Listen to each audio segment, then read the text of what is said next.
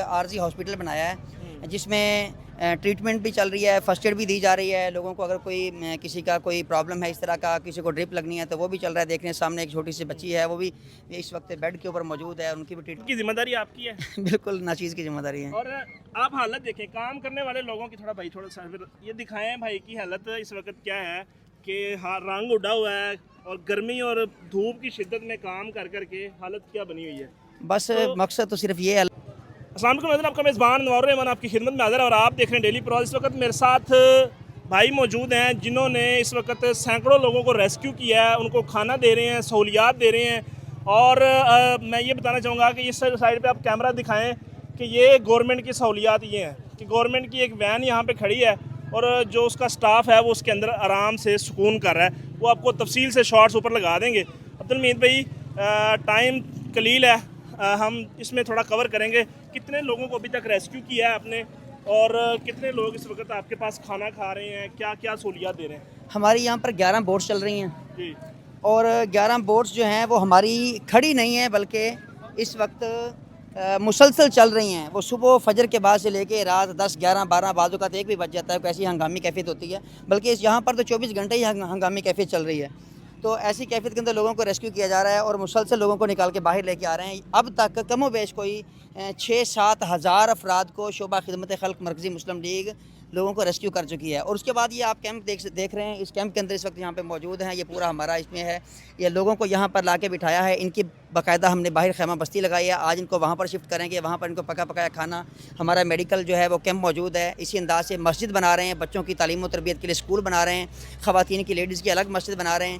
اسی انداز سے خواتین کے لیے لیڈی ڈاکٹر یہاں پر موجود ہے. اور اسی انداز سے ان کا صبح دوپہر شام کا کھانا جو ہے وہ کم و بیش کوئی 2000 افراد کا کھانا روزانہ کی بنیاد پہ یہاں پہ بن بھی رہا ہے اور تقسیم بھی ہو رہا ہے. تو یہ ہمارا یہاں پر جو ہے نا وہ ایک ترتیب ہے. راؤنڈ فگر بتا سکتے ہیں کہ ابھی تک یہ آپ کے خیمہ بستی کے اندر کتنے لوگ موجود ہیں؟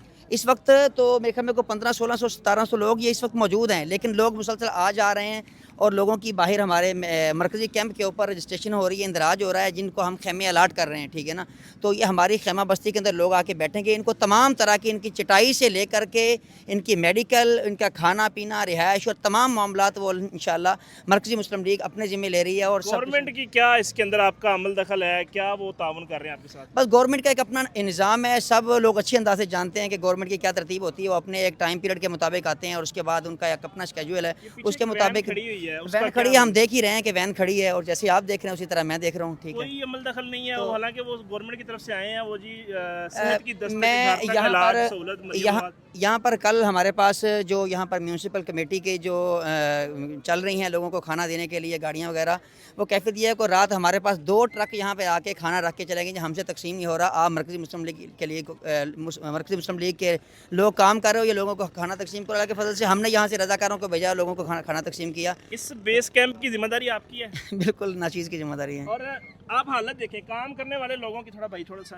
یہ دکھائیں بھائی کی حالت اس وقت کیا ہے کہ رنگ اڑا ہوا ہے اور گرمی اور دھوپ کی شدت میں کام کر کر کے حالت کیا بنی ہوئی ہے. بس مقصد تو صرف یہ اللہ کی رضا، یہ دکھانا تو مقصود ہے نہیں. اللہ تعالیٰ ہمیں محفوظ فرمائے ریاکاری سے اور ہماری محنتوں کو جو کر رہے ہیں ہم تو حقیقت بات ہے کچھ بھی نہیں افزائی ہے. لوگوں کو دکھانا ہے کہ یار یہ لوگ کام کر رہے ہیں. آئیں، اگر آپ خود نہیں کر سکتے تو ان کے تھرو کریں. آئیں ذرا مجھے وزٹ کروائیں اپنا میڈیکل کیمپ کہ اس کیمپ کے اندر جو ہے نا وہ کیا کیا فیسلٹیز پرووائڈ کر رہے ہیں. اس میں کتنے ڈاکٹرز آپ کے پاس آ رہے ہیں؟ ابھی مزید میں نے دیکھا ہے کہ ڈاکٹرز وہ آپ سے کہہ رہے تھے کہ ہماری ارینجمنٹ کریں، سیٹنگ کریں، ہم جو ہے نا وہ مزید کام کریں. ابھی ہمارے پاس لاہور سے 5 ڈاکٹرز کی ٹیم جو ہے وہ یہاں پر بھی پہنچی ہے. اسی انداز سے یہ لاہور سے باقاعدہ ماڈرن ہاسپٹل کے جو ہمارے ڈاکٹرز ہیں وہ اپنے اسٹاف کے ہمراہ لیڈی ڈاکٹر یہاں پر موجود ہیں اور لوگوں کو جو ہے جو لیڈیز ہیں ان کو پیچھے جو ہے نا پورے لائن اپ ہو کے جو ہے نا وہ علاج ہو رہا ہے. 2 یہاں پہ بیڈ موجود ہیں. جی بالکل. یہاں پر عارضی مطلب یہ کہہ لیں کہ ایک عارضی ہاسپٹل بنایا ہے جس میں ٹریٹمنٹ بھی چل رہی ہے، فرسٹ ایڈ بھی دی جا رہی ہے لوگوں کو. اگر کوئی کسی کا کوئی پرابلم ہے اس طرح کا، کسی کو ڈرپ لگنی ہے تو وہ بھی چل رہا ہے. دیکھنے سامنے ایک چھوٹی سی بچی ہے، وہ بھی اس وقت بیڈ کے اوپر موجود ہے. ان کی بھی ٹریٹمنٹ ساتھ جاری ہے. ڈاکٹر صاحبان موجود ہیں، اسٹاف ہے، عملہ ہے، سارا اللہ کے فضل سے یہ کام کر رہے ہیں. آئیں ذرا مجھے اپنے جو ہے نا وہ کیمپ ہیں ان کا وزٹ کروائیں کہ جو آپ کے کیمپ ہیں اس کے اندر کتنے لوگ ہیں اور ابھی تک یہاں پہ کن چیزوں کی کمی ہے.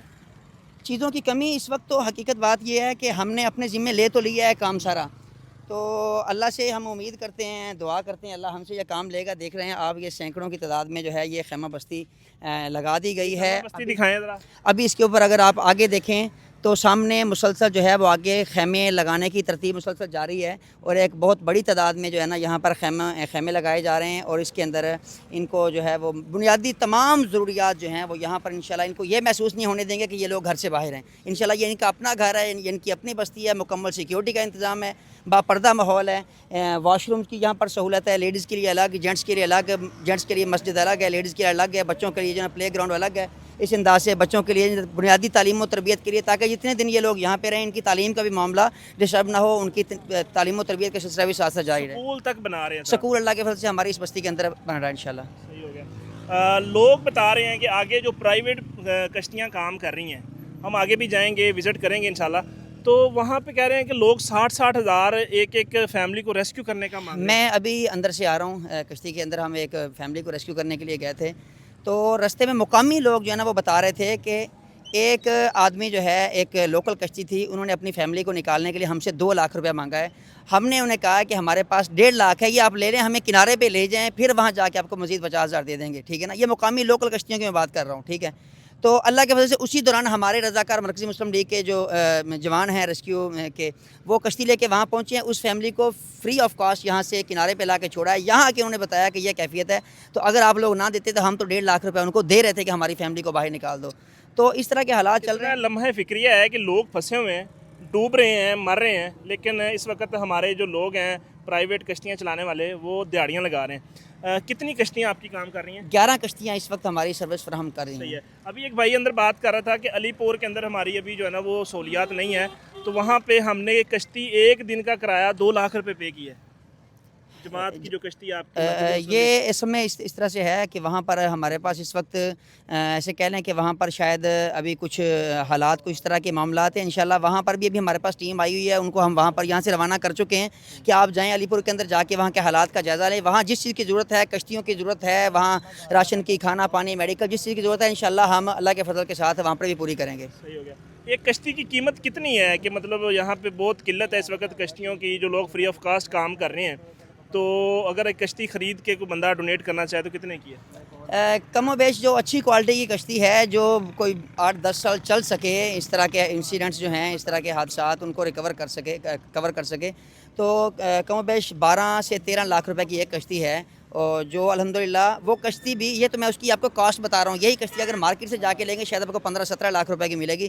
یہ کشتی ہماری مرکزی مسلم لیگ کے جو رضاکار ہیں، جو نوجوان ہیں، اس کشتی کا مکمل میٹیریل خود تیار کرتے ہیں، اس کی ڈائی خود بنائی ہے، اس کے اندر جو کیمیکلز ڈالنے ہیں تاکہ اس کو بحال رکھ سکے. دیکھ رہے ہیں آپ پرائیویٹ بوٹس آئے دن یہاں پر جلال پور کے اندر ابھی تک جو ہے وہ 5-6 کشتیاں جو ہے الٹ چکی ہیں. اس کی بیسک وجہ کیا ہے کہ کمپنیوں سے بنوائی ہوئی کشتیاں لے کے آتے ہیں، وہ بیلنس برابر نہیں رکھ پاتی، اور وہ جو ہے نا کچھ اس کے پیچھے عملے کا بھی پرابلم ہوتا ہے کہ عملہ انٹرینڈ ہوتا ہے. تو ہمارے تو اللہ کے فضل سے رضاکار جو ہیں وہ باقاعدہ ٹرینڈ ہوتے ہیں اس کے کشتی آپریٹ کرنے کے حوالے سے، اور لوگوں کو لے کے آتے جاتے ہیں.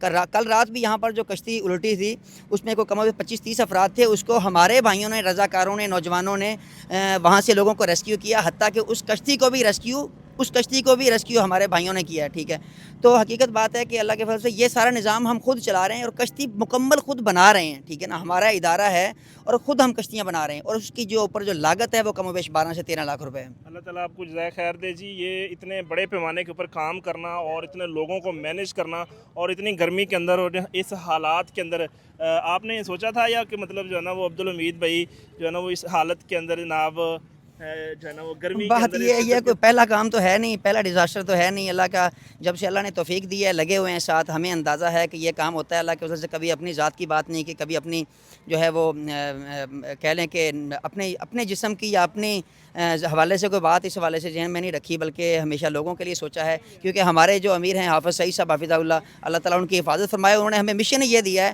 کہ اپنے لیے نہیں، دوسروں کے لیے جیو. ٹھیک ہے نا، تو دوسروں کے لیے جینا ہی اصل زندگی ہے.